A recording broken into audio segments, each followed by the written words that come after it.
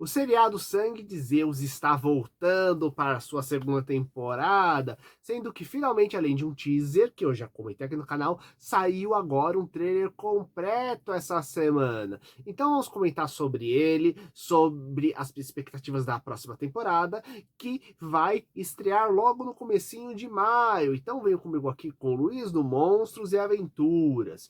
E primeiramente, vamos falar, eu acho que aqui a primeira coisa que muita gente pensa é: nossa, mais uma saga onde tem Hades como inimigo? Eu já vi isso em tanto filme lá dos anos 80, já vi em Cavaleiros do Zodíaco umas 10 vezes, na verdade umas 4 vezes mais ou menos isso, né?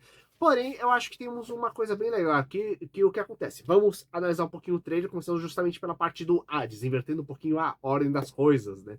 Então, o que acontece? Aqui nós temos Hades e Perséfone, os casal de deuses que comandam o mundo dos mortos, né, desejando fazer uma invasão para o Monte Olimpo, e ao mesmo tempo o Hades convidando ou intimando, diga-se de passagem, o Serafim, o vilão da última temporada, a pegar e integrar suas tropas. Aparentemente, né? Já que ele só diz que vai fazer o convite, a gente não sabe muitos detalhes.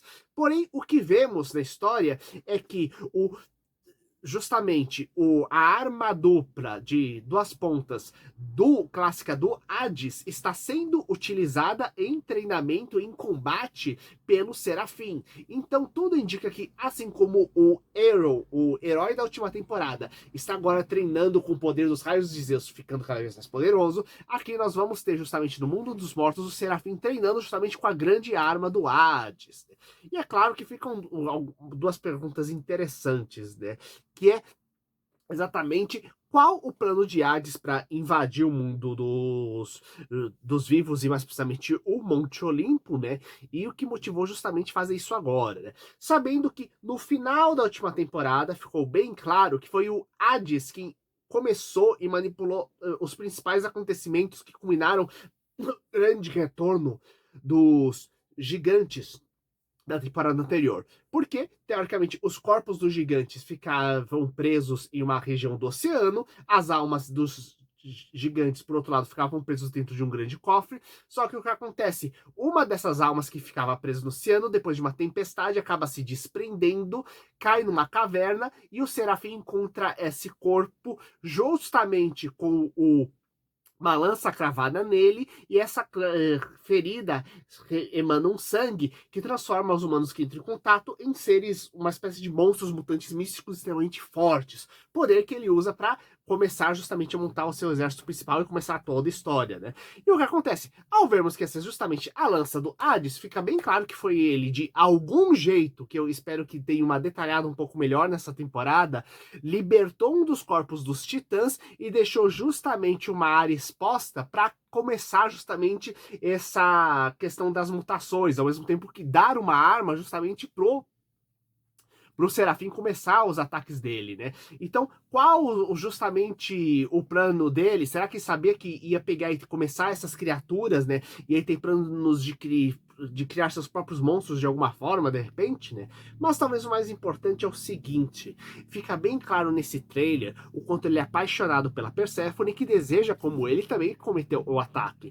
Então, temos que lembrar que na primeira temporada, além do Serafim tão importante quanto ele, foi a deusa Hera, e toda a história do desenvolvimento, da ascensão e queda do relacionamento dela com Zeus. Então, eu acredito, pelo menos tudo leva que a gente vai ter não uma estrutura igual, mas a gente vai ter com igual profundidade, igual intensidade, o desenvolvimento do relacionamento da Perséfone com o Hades. E é bem bacana, porque um pequeno detalhe sobre esse trailer também: a Perséfone, na mitologia grega, é a deusa das flores, filha de Deméter, a deusa das plantações e dos vegetais, sendo que o que acontece é que ela se apaixona pelo Hades e ela tem que ficar. A mãe dela fica desesperada por causa disso, já que ela vai viver no mundo dos mortos. Então o que acontece? Eles fazem um acordo, isso resumindo tudo para não virar um vídeo de 10 horas de duração, tá, galera?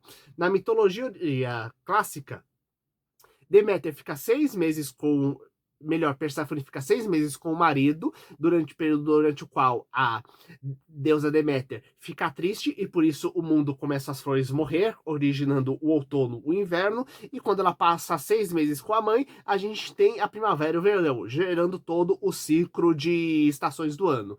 E tem um momento onde temos um agente do Hades que aparece em uma região que claramente é fora do mundo dos mortos, durante esse trailer, e luta contra uma deusa que controla vegetais. Então existe chance de ser a Deméter, a mãe da Perséfone. Lembrando que, se ela tentar sequestrar a Deméter ou coisa do tipo, podemos talvez até ver alguma coisa envolvendo a manipular o próprio clima do planeta, o próprio ciclo de estações do ano de alguma forma que eles estejam planejando. O que seria também bem bacana, sabe? Então temos umas possibilidades bem interessantes e uns toques, uns insights bem interessantes do que pode acontecer dentro da história. Fora isso, a própria questão, né? Parece que essa questão da Terra, da Terra em si, não apenas do planeta, mas do estrutura Terra, parece que está bem forte nessa narrativa, porque agora temos a própria Gaia, que é a deusa do mundo e da Terra em si como um todo, pegando e se manifestando para pegar e se comunicar diretamente com o Iron, dando a ele a missão de resgatar o irmão do mundo dos mortos, o que mostra que existe uma chance de termos uma saga de redenção do Serafim, e uma saga que seja não simplesmente o Iron tendo que lutar contra um grande mal, mas uma saga de resgate e purificação de alguém que que teve justamente a vida destruída pelo jogo de peão que os deuses fazem com os mortais durante milênios, sabe? Então, eu acho que isso seria uma coisa bem bacana mesmo. E eu, como eu disse, eu gostei dessa temática da questão da Terra sendo trabalhada de várias formas, né? Perséfone, Gaia, a Deméter aqui no meio, né? E aqui a gente fica também a pergunta, né, de como vai desenvolver tudo isso, porque dentro do próprio Monte Olimpo, a gente tem agora um vazio, que o Zeus morreu na última temporada. Veja a minha análise da última temporada, que tem até live aqui no canalzinho sobre ela, gente. E o que ocorre? Lá a gente tem agora provavelmente um monte de divindade que devem agora se questionar quem deve ser o melhor pessoa para suceder o trono do Monte Olimpo. Só que vemos que parece que a própria Gaia está intervindo justamente nessa escolha. Então, quais serão os atritos entre os deuses que vão ser gerados, suas alianças e inimizades, justamente em busca do trono supremo dos deuses dentro dessa história, né? E até onde o Hades, ele tá indo, simplesmente vou aproveitar a oportunidade para que eu gerei desse caos no Monte Olimpo para poder pegar e atacar. Lembrando que tem várias divindades no mundo dos mortos menores também, não apenas no Monte Olimpo, né? Então dá para ser uma guerra lindíssima no processo, né? Mas também ver exatamente quais os outros subplanos que estão lá no meio, né? Já que a gente tem que lembrar que mesmo na primeira temporada, não foi simplesmente um ataque do Serafim usando monstros mutantes, né? A gente foi vendo pequenas tramas sendo estruturadas, alianças mescladas, até a gente descobrir os grandes planos, e alguns planos dando errado e originando outras narrativas dentro da história, sabe? Então, eu estou ansioso para essa próxima temporada, né?